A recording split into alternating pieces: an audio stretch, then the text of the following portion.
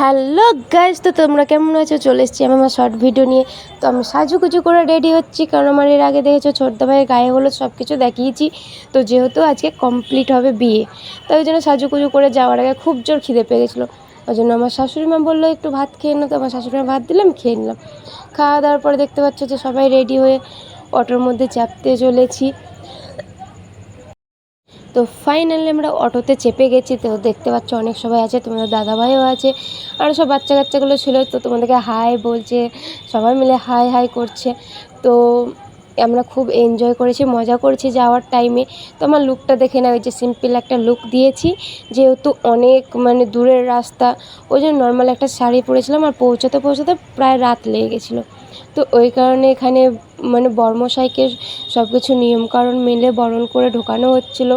তারপর শেষমেশ বিয়েতে বসেই পড়লো ফাইনালি আজকে। তো তারপর দেখে এখন সব কিছু মালা টালা পরাপরি হচ্ছিলো, যা যা আছে নিয়মকানুনদের তাই করছিলো। তো তারপর তোমরা দেখতেই পারবে বিয়ের পর। হ্যাঁ, তো আমি কিছু মনে করো না, আমি অনেক কিছু ভিডিও নিতে পারিনি, যেহেতু একটু বিয়ে বাড়ি তোমরা বুঝতে পারছো, একটু ব্যস্ত ছিলাম।